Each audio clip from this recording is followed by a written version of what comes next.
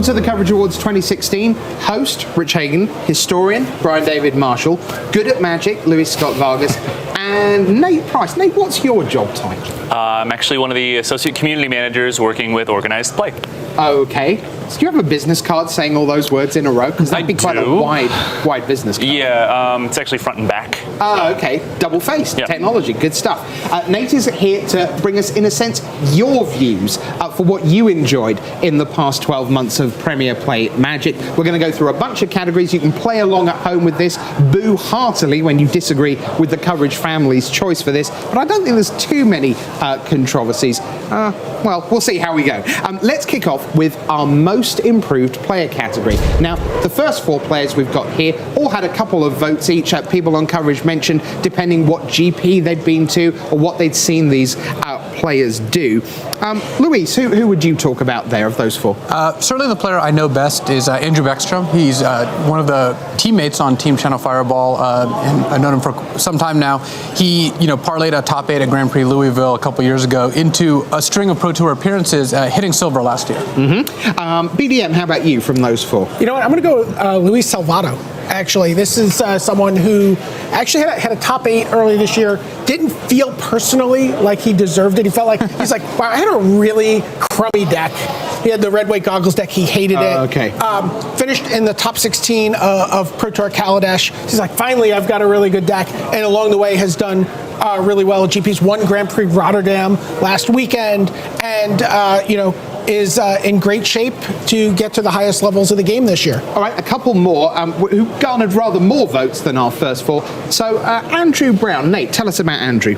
Andrew was a player who played on Team East-West Bowl, the big team that came out and blew everybody out of the water in terms of their performance last year. And part of what I know Andrew fairly well over the last year. He's working now at Wizards, actually, as an R&D intern. So looking to win the opposite award next year. Exactly, yeah. There's a common saying that you actually get worse at Magic the longer you spend in the building. But Andrew's a nice fresh breath there. And on top of that, he's a really big proponent of healthy living, which is one of the big things that he's been espousing to members of the community. Things like eat well, make sure that you take care of yourself. In his exact words, he wants his friends to be around as long as humanly possible because he really loves them. So. Eat, drink, sleep, win, exactly. Pretty much. And Oliver too, BDM, he was, of course, our Rookie of the Year, which in a sense means, well, maybe he didn't improve. Maybe we just discovered that he was excellent. I'm a huge fan of Oliver. I don't understand how he qualifies to be on the most improved player list. He has basically spent this year among his bulk of his career on the Pro Tour, and has just been excellent throughout. A really great young player who made it to the World Championship top 4. Right. Nonetheless, our most improved player this year was one at a canter by BBD. Brian Brown doing. Luis, can you speak to just how much better he's got since he was a grinder at the SCG level and one of the top 20 or so players on that circuit to suddenly being the GP Player of the Year and then all the way to that trophy? Well, first of all, his dedication for winning Grand Prix Player of the Year, that takes a lot of tournaments, a lot of traveling, and a lot of heart. And then watching him play the finals of Worlds was incredible. It was a marathon match. It was over an hour long, and it was just very complicated games that were navigated very well. Yeah, so our most improved player of the year is Brian Brown doing. So that's player. We're going to move on to team now. What was the team of the year? This was an interesting one. So first off, here's a selection of teams that I'm sure you'll recognize. We have Team Eureka on the left there. We've got Channel Fireball / face-to-face from various points in the season. CFB Pantheon. And I guess BDM, between on that single graphic there, we've got, the best part of 50 of the top 100 players on Earth? It's a pretty significant selection of players, and you really get to see how important, something that Team Channel Fireball really pioneered is that idea of the super team succeeding on the Pro Tour, getting you to the Pro Tour early enough so that you're not jet lagged and really acclimated to the time zone that you're in. Although I guess the next iteration of that has been, let's test online and get there on Wednesday. But you really see everyone who's sort of followed that model. So a nod to Channel Fireball here, but I mean all of these teams are great. Now I'm not going to tell you that the coverage team doesn't understand the English language, but here was our runner-up for Team of the Year. That's That's right, Shota Yasuoka got multiple votes for Team of the Year amongst team coverage because he was just a machine. He did it all on his own. He just went away with his notebook and his brain and went, yeah, it turns out I'm better than almost everyone, almost all the time. Now, I think we can agree, gents, that's not really a team. Me and me is not really a team. But we did want to shout out for Shota Yasuoka because he's had an amazing year and is, well, I mean, it would be an honour to be on a team with Shota any time. You'd have him in a heartbeat, wouldn't you, Luis? Oh, for sure. Team. Yeah. So that's Shota Yasuoka, but in fact, the Team of the Year, this was won by a considerable distance by this group, Team East-West Bowl. Luis, speak to what they've achieved in the last 12 months or so. Well, what they did that was so impressive was they took a lot of players who were qualified for 1 or 2 Pro Tours and turned them into players who were qualified for every Pro Tour. Just keeping the roster the same is a challenge there. And they didn't do it, quietly by making some top 16s, top 25s. They put multiple members into the top 8 of Pro Tour Oath of the Gatewatch, including winning it. Yeah, just phenomenal. Nate, tell us about the community. Do they agree with this one? Yeah, it's interesting because they came up frequently as a response from the community, and the community has a tendency to, they have the players they really like, and they really glom onto those players. So like Team Channel Fireball, Pantheon, these like teams that are made up of household names in Magic tend to get a lot of recognition from the community. And East-West Bowl is one of those teams that I think a lot of, to what Luis is saying, it speaks to the aspirational nature for players, where showing that you can take these people who have, gotten their one event and turned it into this super team that's dominating Magic is something that really drives into play. Yeah, that's something I've actually talked to Andrew about. Is he really wanted to provide a roadmap for people that says that you don't need to sort of start out with a bunch of platinums to succeed on the Pro Tour, and that you can put the hard work and play with your friends and succeed on the Pro Tour. That was something that was very important to them throughout their run last year, was that, we want our friends to be on the Pro Tour with us, and we want to drag them along with us. That's really the core of Channel Fireball when you get down to it. People probably, it's a little harder to remember, but 5 years ago when we started the team, that's all it was. We weren't a bunch of platinums, we were just a bunch of friends, and we went from there. Friendship first, trophies later. Seems to be the message. East-West Bowl are our Team of the Year. So what about Card of the Year? Well, of course, lots of cards got printed. That means there were lots of nominations. Here's just, more than a handful. Luis, favourite card from that lot? All of these got votes. I think the card I've enjoyed playing with the most among that group is, it's actually Grimflayer. It's kind of funny. You might not think that is the selection that would speak to me the most, but just the combination of trying to set up your future draws, manage your Grimflayer, enable it, it's been fun. Yeah, there are a lot of great cards there, but there were 2 cards that absolutely dominated the voting amongst team coverage. So, which wins? Is it Collected Company? Is it Emrakul the Promised End? Will it be 4 mana green instant? Will it be 13 mana's worth of Emrakul the Promised End? No, it will be Collected Company. Does this surprise anyone, Nate? No, not in the least. All of those cards got votes from the community, but again, like landslide for Collected Company. You can't think of Magic in the last year without thinking of Collected Company and the impact that it's had, like for the better or for a lot of people for the worse. I appreciate, Luis, that this will not be a view shared by players who have actually played with Collected Company, but one of the things I do like about it is its failure rate.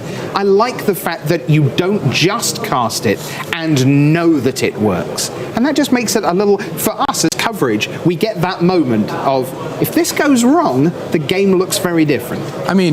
I usually get about 1 creature from all my Collected Companies. I think this year my companies didn't hit very much. No. Which just goes to show you don't need to hit 2, because you did very well hitting 1 creature at a time there then. So lucky, so lucky. All right, so our card of the year, and indeed yours at home, was Collected Company. So we move from 1 card now up to a whole deck, and plenty to choose from, multiple formats, of course. So here were 3 to get you going. Steve Rubin's Green-White Tokens was mentioned a bunch. JC Tao's Blue-Red Eldrazi, and more recently, Shota Yasuoka's Grixis Control with Torrential Gearhulk. Luis, which of those 3 would you most readily sleeve up at their appropriate point in the cycle? I think it's got to be the Blue-Red Eldrazi deck. It actually caused bannings to occur in the format, so there's no real better sign of breaking the format than literally making the format broken. There is that. So, and in fact, Eldrazi at Oath of the Gatewatch was widely mentioned just in general, and you look at those cards there, and there are just so many great cards, but we had 2 decks that came out above of those. And BDM Black Green Delirium was our runner-up. And I know that you're quite fond of the old Black Green. I do love an Ishkana Graph Widow. I love Liliana Last Hope. You talked about Grimflayer just being this great card. I love any of these decks that are really playing cards that let you sift through a lot of your deck, put cards in your graveyard, and then provide a resource later. And, you know, Emrakul, the Promised End, is quite the resource to play later on in the game. Nate, at the Oscars, the director Oscar often then is a harbinger of best film. We've seen Collected Company win best performing actor, if you will. Let's see the coverage deck of the year. It is in fact Bant Company, and we've chosen one by 4th place at Proto Orich Moon, Le Sever. Oh, is that Luis Salvato? No, I think that's probably you. Why did you end up sleeving this one up, Luis? We just thought it was a great deck. It was the most expected deck, one of the most played decks, and that didn't matter. You know, sometimes the deck everyone expects is still great, and Collected Company was just such a good deck. Nate, presumably everyone at home pretty much went with this one? Yeah, it was an overwhelming favorite. Like between this and the Eldrazi deck, just because of its impact across multiple formats. Company, though, it's the deck where if you are playing the deck, you feel like you can't lose, and if you're playing against it, a lot of times you feel like you can't win. And no matter what, it captures the zeitgeist perfectly. Isn't that how you ended up on the deck, kind of, for that Pro Tour? Like, I mean, you guys were trying to beat it, preparing for the tournament, and you said it just kept winning. Yeah, it was the litmus test. You threw decks against Company, and we eventually realized we were just like throwing a lot of decks against Company, and the deck was still great. So it's like, well, let's just play Company. Well, there were many, many decks to choose from, thousands of cards, tens of thousands of players, technically. Now we go to our small category. This is for expansion of the year. Well, there are only 4 runners and riders for this one: Oath of the Gatewatch, Shadows over Innistrad, Eldritch Moon, and Kaladesh. Everyone got a vote. So somewhere amongst team coverage, they went, yeah, my favorite this year was Shadows, or maybe it was Oath, or maybe it was Eldritch Moon. But combined, those 3 sets did not come close to this one in a not internal surprise. Coverage deck expansion of the year is Kaladesh. BDM, why do people like Kaladesh so much? Well, I mean, I think the very spirit of the set, this idea of invention, is really appealing to anyone who's ever tried to build their own deck and come up with something new. There's a lot of different things you could do, and I think for me, one of the litmus tests of a set is how well it impacts older formats, like a format like Modern, where we see lots of little additions to existing decks that come out of there. Watching people with the Inventor's Fair, Crucible of Worlds engine going in the Lantern decks, seeing how well Blossoming Defense has done in fact, it's just been a fun set to watch at every step along the way. Nate, from the community's point of view, one of the great successes of Kaladesh has been, yes, there are some incredibly powerful things, but there are also lots of things in the margin of the format that you can feel, I don't know about you, but I have my own personal energy record for the number of energy counters I had in a game of Limited before I lost. You should have used some of that. Really? Was that the problem with the Long Tusk Cub thing? Okay. Well, you live and learn. But so much going on around the set. It wasn't just about, yes, here's a really powerful card. Yeah, it's something that gets overlooked a lot by individual members of the community at times is how large and broad and varied the the community actually ends up being. It's made up of a lot of different people who like and want a lot of different things. And Kaladesh hit on a lot of those notes. There were, as you said, tons of things in the margins, ways for you to tweak at things and play with things and find interesting things that really identified as yourself. These are things that I want to do. It has a fantastic storyline and wonderful artwork, great flavor behind it, which really appealed to the large number of people out there who are the true Vorthoses of the format, love actually hearing the story behind Magic. But then it's also fun to play, and is a wonderful limited format. We're coming 2 back-to-back great limited formats, and fun to play constructed, fun to play just casually, and it's just impacting every single demographic within the Magic community. All right, well, our last award is for Moment of the Year. The word moment we're about to use incredibly loosely. We have 9 moments. Here's number 1. It's the moment, as someone tweeted to me, the moment when LSV ascended to coverage. Luis, it is great to have you here at the desk, and I'm sure you're aware of it because you're active on social media, but so many people are thrilled that you're part of our team now, and we don't have to root for you to lose on Saturdays anymore. I appreciate it. Yeah, so great to have you with us here and with us throughout the season. BDM, our next moment, it's Owen Turtenwald and Yuya Watanabe at the Hall of Fame. Yeah, I mean, this is two players I feel like I've gotten to watch their entire careers, seeing them from start to finish, or start to middle here, really. I mean, they're both so young, still have so much more great Magic ahead of them. Two incredible speeches from each of them at their induction ceremony, and both players. I mean, I think the best Magic is ahead of both of these players still.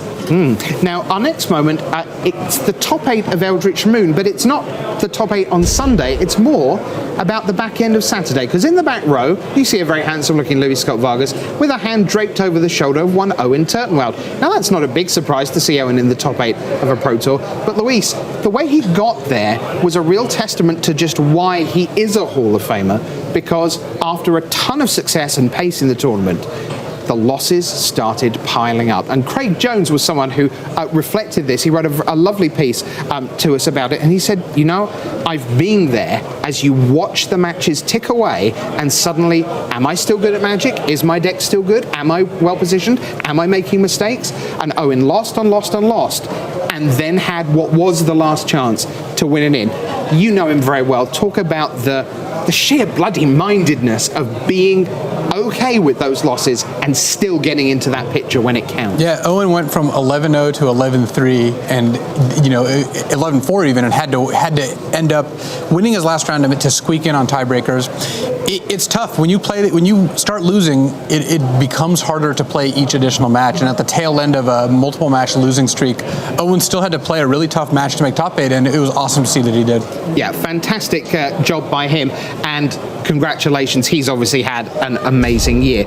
Well, the next one, yes, I recognize all 3 of those people. Here you are again and again and again. And Luis, I know you had 1 vote, so you're one of them, but so many people I didn't vote for this. No, He voted for himself 3 times, clearly. Yeah. So many people on coverage did talk about this amazing season that you had. 3 top 8s. It's close to impossible to do.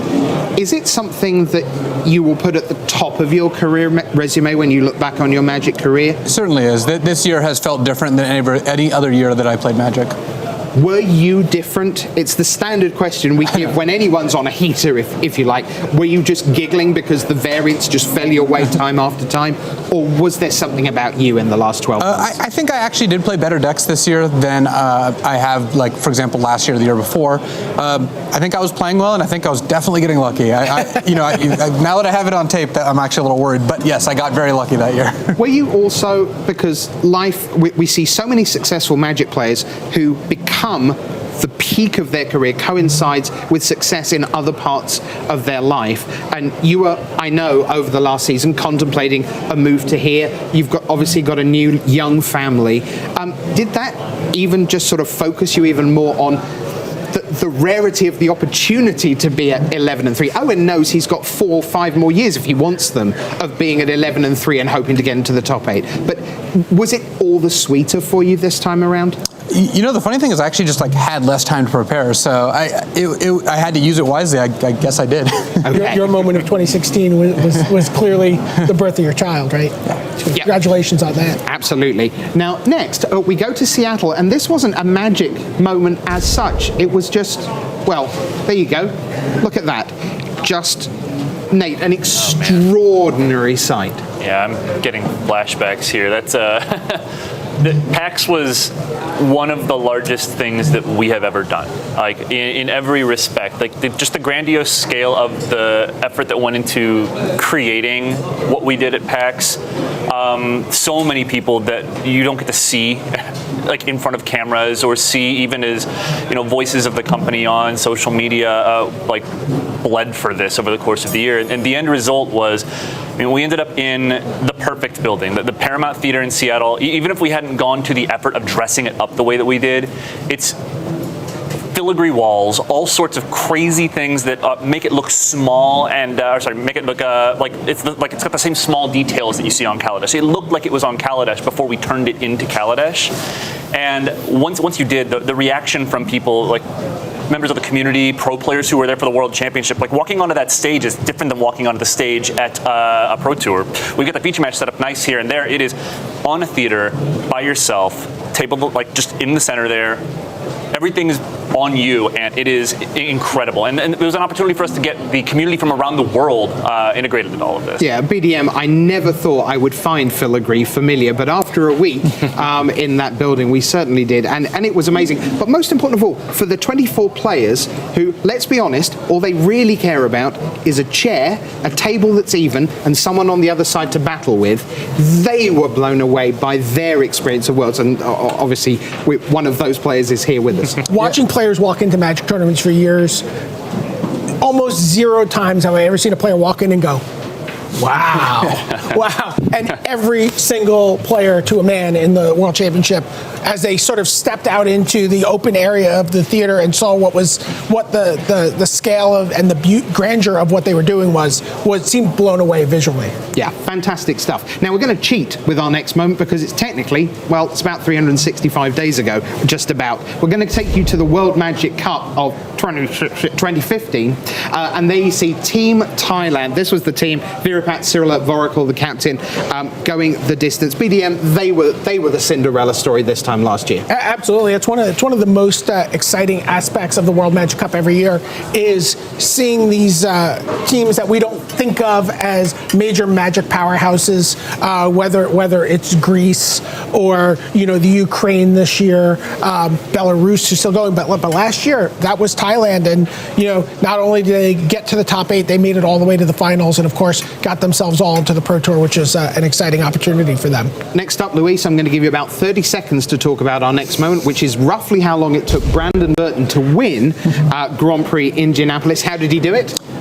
He ended up winning on turn 3 with his burn deck, and watching him throughout the course of the tournament get closer and closer to that was incredible. Yeah, phenomenal achievement, a great guy, and of course, with his assistant looking after the cards, a real great team, a great Magic story, and a phenomenal Grand Prix champion, Brandon Burton. Lots of people voted for that. But we're into our top 2. Nate, next up, it's a game of Magic like almost no other we saw this year. Shota Yasuoka against Carlos Ramel, 19 permanents in play, all of them land. That's the way nature intended it. Exactly. I mean, it's control Magic at its finest. It is watching 2 masters of the game play the who's going to blink first, who's going to navigate the best, and it's especially nice because the Portuguese-speaking community that we have in Brazil and Portugal are like one of the loudest that we have in the world, and like getting to see Carlos on the big stage was something that they lost their minds over. It was wonderful to see. Right. But BDM, you're the historian. When it comes to write Magic history, unsurprisingly, the World Championship will be a big part of that. And our moment of the year took 67 minutes. And it was game 3 of the World Championship final between Brian Brown-Duin on the left, Marcio Carvalho on the right. Yeah, it was an epic game of Magic. Everyone just settled in for the long haul. And what's amazing to me about it from BBD's side of the table is he said he knew he was going to win that game for more than half the time they were playing. He's just like, well, I'm going to win this game. This is my plan. This is what I'm going to do. And then to have the patience and the vision to sort of plan his way through that, wait for his spots, and to eventually take the game and eventually take the match and become the world champion. And again, even more so is, you had talked to him before the event. He was someone who came into the event as, one of the only players without, a big tournament win or Not a platinum status, but had played more Magic had played more matches of Magic than almost anyone at that tournament. Just a tremendous display of Magic prowess from Brian Brown-Duin. Luis, 67 phenomenal minutes in the booth. Yeah, that was awesome. You say it was that long, Yeah. but I swear it felt like it was 10 minutes because we were just so dialed in. Well, we feel like that whenever we bring you coverage from around the world because we love bringing it to you, whether it's at the Grand Prix or the Pro Tour level or here at the World Magic Cup. We thank you, each and every one, for being part of our coverage story in 2016. Let's do it all again, bigger and better in 2017. But for now, that's the Coverage Awards for 2016.